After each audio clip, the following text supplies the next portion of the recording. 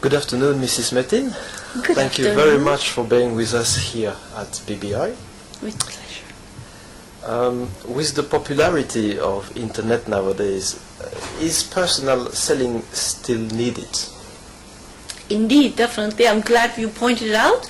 This is a must. I truly believe in the personal contact, and we cannot, of course, avoid that. Life is getting very technological, very electronical, and time is very important, and the clients have really less time. But in the meanwhile, what makes the difference from one hotel to another is the relationship. You have good products all over, and you have good services, hopefully all over too. But what makes you different especially is the personal relationship that you build up and you maintain, and maintaining is a key issue too. It's not always that easy, and it's so easy to lose a relationship, and gaining back is almost impossible. So personal relationship is a must even in today's world. That's also maybe what makes the job interesting. Indeed, indeed. Okay. Definitely I believe in it. How would you describe the qualities that a good salesperson should possess? Well, there are of course different ways of understanding, but a good salesperson, especially since several years, it is actually a consultant. You are, even though your name is sales, but you are there to consult with your client. You partner. You are business partners. And this is how it happens, is that you come up with some solutions, with some ideas to your client, rather than only selling what you wanted to sell. This is the reason that you came. If you are not a consultant, you will not be able to build up a relationship either. There can be some situations that you should not look into gaining revenue or gaining a relationship right away after a request of a client. You just have to actually build up some time and relationship, and then it will pay off anyway. So definitely the consultancy is very important. I have several examples of this in our practical life, and this is the comment that we get from our clients a lot, that NH is one of the most proactive and marketing with the person type of hotel with their sales product, and this is because we are consultants. We are not only selling. We have to work together, sell the things that the clients are interested. That's a wonderful concept. Yeah. Thank you.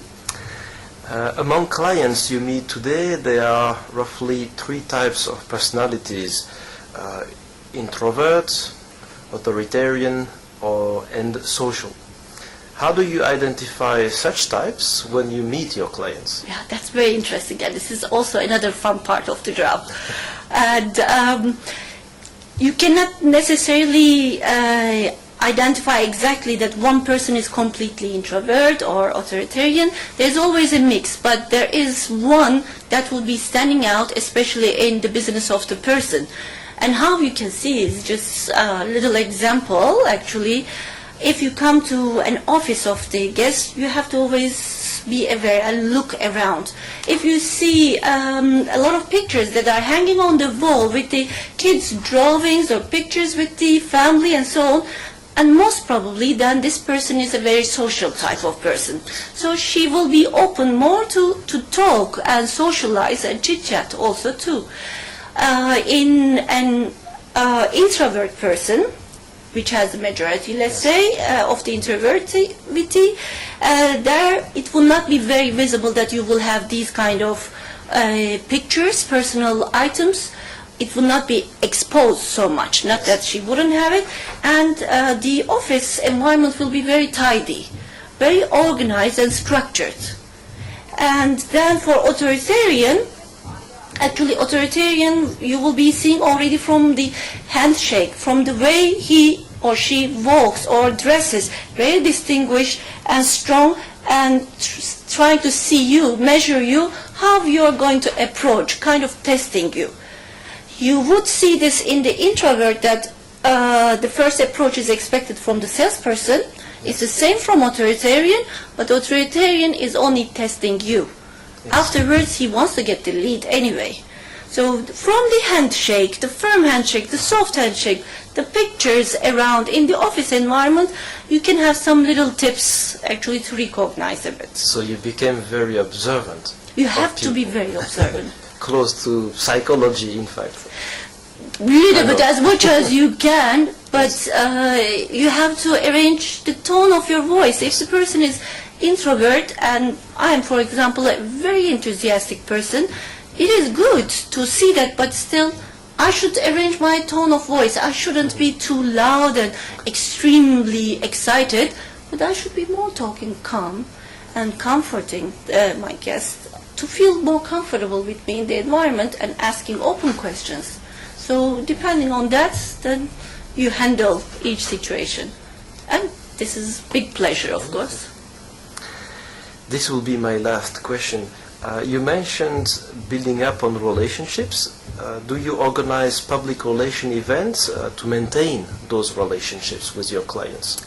Indeed, that's a very good point. For example, we build up strategies for each year, and same as you were talking about the marketing plan and so on too.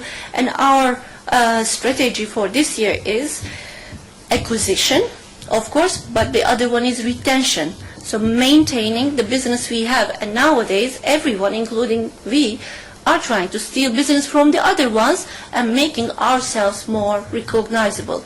So what happens is that you have a very good client, meaning booking a lot, you already have a good understanding to each other, but you cannot be just letting it like, oh, okay, they are in the pocket and then we don't have to do anything. That is never going to happen. You have to show your appreciation that you are working with them, they are working with you.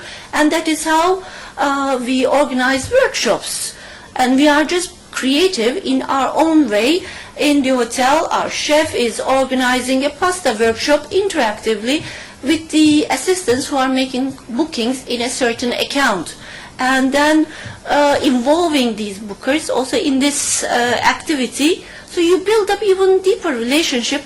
And the most biggest important idea is that to stay on top of mind at all times.